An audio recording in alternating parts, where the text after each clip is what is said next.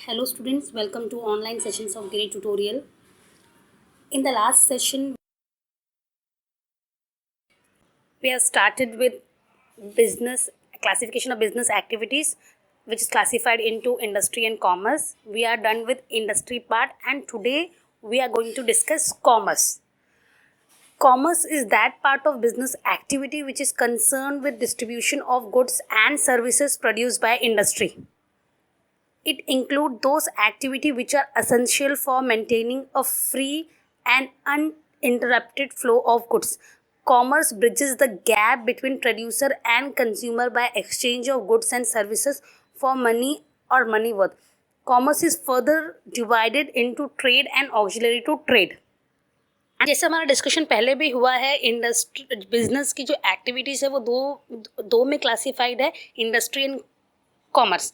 Industry जो है वो purely it is involve in production activity. Industry में प्योरली प्रोडक्शन एक्टिविटी होता है.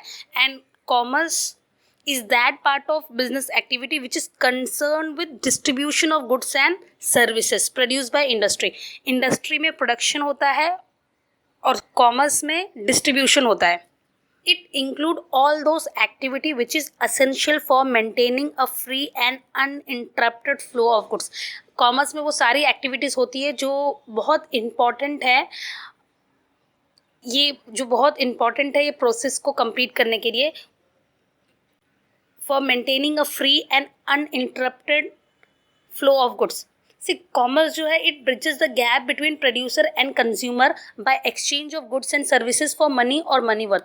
कॉमर्स जो है वो गैप है उसको ब्रिज करता है, गैप को ख़त्म करता है जो गैप प्रोड्यूसर एंड कंज्यूमर के बीच में है by exchanging of goods and services for money and money worth. अभी प्रोडक्शन एक जगह पे होता है एंड कंजम्पशन बहुत सारी जगह पे होता है, तो वो जो गैप है वो गैप फिल कौन करता है? कॉमर्स करता है. Commerce is further divided into trade and auxiliary to trade. Now see trade denote buying and selling of goods and services. Trade is an exchange of goods and services with money or money worth. Goods are made available to consumer in different markets. Trade facilitates transfer of ownership and position of goods and services from seller to the buyer. So, trade is buying and selling of goods and services. It is an exchange of goods and services with money or money worth. यहाँ पे जो exchange होता है वो money के लिए होता है या तो money worth के लिए होता है. Goods are made available to different consumer in different market. अभी जैसे मैंने बताया है कि प्रोडक्शन एक जगह पे होता है बट कंजम्पशन बहुत जगह पे होता है. मार्केट आपका एकदम स्कैटर्ड है, एकदम ब्रॉडेंड है, तो वो हर जगह पे मार्केट में वो पहुंचता है with the help of trade. वो ट्रेड की वजह से हर जगह में पहुंचता है goods. Trade facilitate transfer of ownership and position of goods and services from seller to buyer. Trade जो है वो हेल्प करता है, फैसिलिटेट करता है ओनरशिप ट्रांसफर होने में फ्रॉम सेलर टू बायर. जैसे मैंने आपको भी बताया कॉमर्स जो है it is divided into two trade and aids to trade. Trade denotes buying and selling of goods and services, whereas aids to trade means help to trade. जो activities trade को smooth करने में help करते हैं वो ads to trade होते हैं. And today we are going to see further classification of trade. Now see, trade is classified into two: home trade and foreign trade. Home trade is the trade buying and selling of goods and services that take place within the geographical boundaries of a country.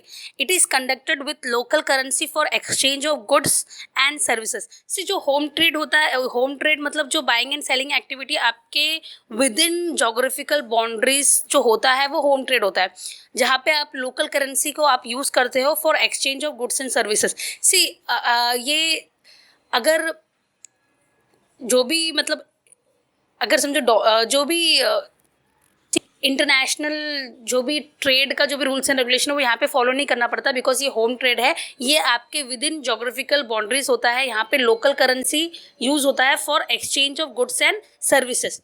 ना home trade is further classified into two, it is further divided into two as follow: wholesale trade and retail trade। अभी जो home trade है वो दो में classified है, wholesale trade and retail trade. Wholesale trade, in wholesale trade goods are purchased and sold in bulk. A wholesaler purchases in large quantities from the producer and sell it in small quantities to retailer. It is the link between producer and the retailer। अभी जो wholesaler जो है वो goods बहुत बड़ी quantity में, बहुत large quantity में, बल्क क्वांटिटी में वो परचेज करता है और सोल्ड करता है, वो लिंक है। Wholesaler is the link between producer and retailer. He purchase goods in large quantity from producer and sell it in small quantities to the retailer. वो लार्ज क्वांटिटी में परचेज करता है प्रोड्यूसर से and उसे as per the requirement small quantities में retailers को sell करता है। Now next is retail trade. Retail trade is business activity associated with the sale of goods to final consumer.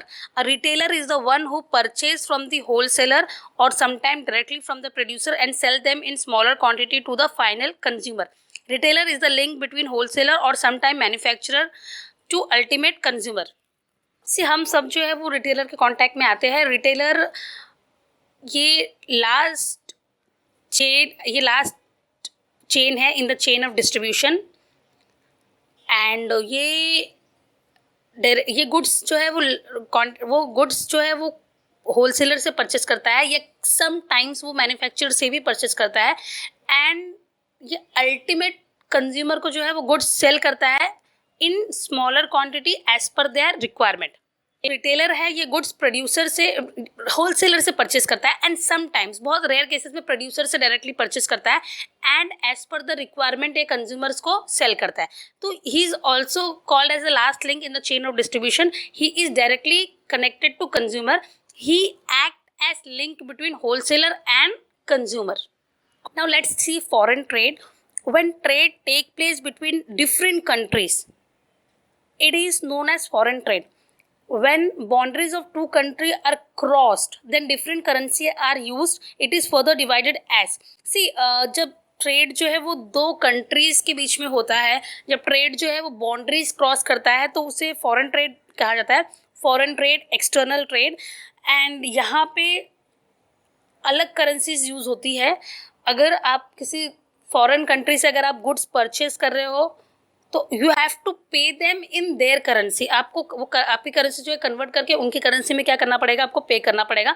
और यहाँ पे जो इंटरनेशनल जो ट्रेड के रूल्स रेगुलेशन है वो सब फॉलो होते हैं, and if there is a change they in international market, this foreign trade is going to get affected. Now see, it is further divided as follow. First one is import trade. अभी import trade क्या है? When goods and services are purchased from another country, it is called as import trade.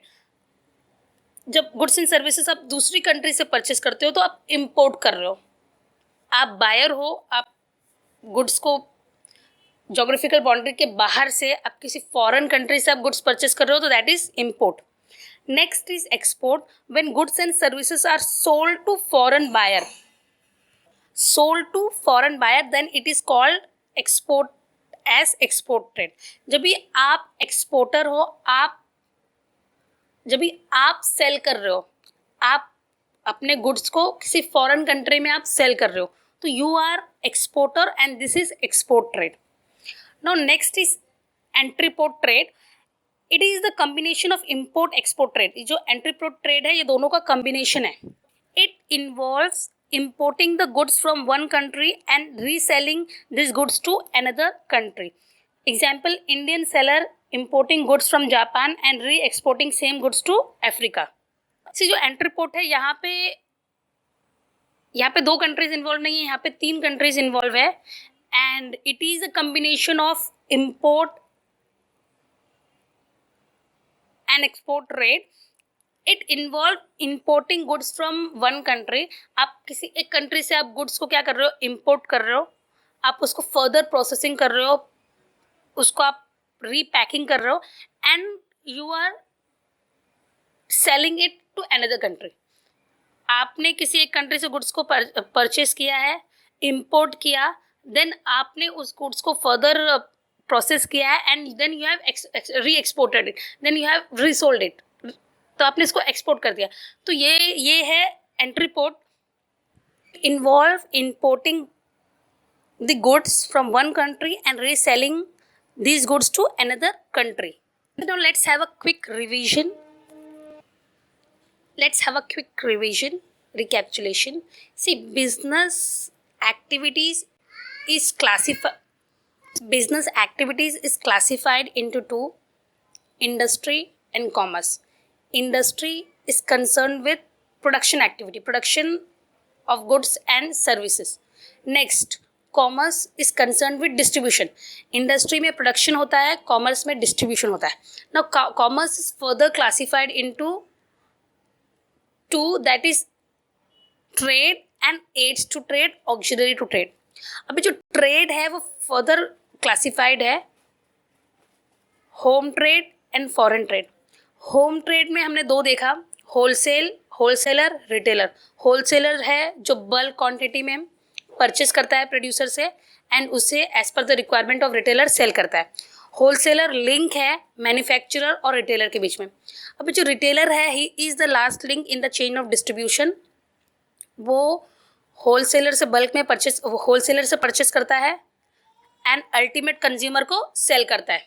Retailer जो है वो wholesaler से purchase करता है, या तो समटाइम्स वो मैन्युफैक्चरर से भी परचेस करता है गुड्स, एंड जो अल्टीमेट कंज्यूमर है उसको as per the requirement in a very small quantity उसको सेल करता है. Next is foreign trade. Foreign trade is classified, is divided into three, that is import, export, entry port. Import, when you are purchasing goods from other country, when you are purchasing goods from beyond the boundary, आप किसी और country से आप goods को purchase कर रहे हो. Export, जब भी आप सेलर हो, आप किसी फॉरेन कंट्री में आप अपने गुड्स को सेल कर रहे हो. Now entry port, it is the combination of import and export trade. It involve goods from one country and reselling their goods to another country. यहाँ पे 3 कंट्रीज इन्वॉल्व होती है. एज अ इम्पोर्टर आपने goods कहीं से purchase किया, then आपने goods को थोड़ा प्रोसेस किया है, पैकिंग की है, एंड उसको आपने कहीं पे और रीसेल कर दिया है. तो यहाँ this is entry port. So with this I would like to end this session. Thank you.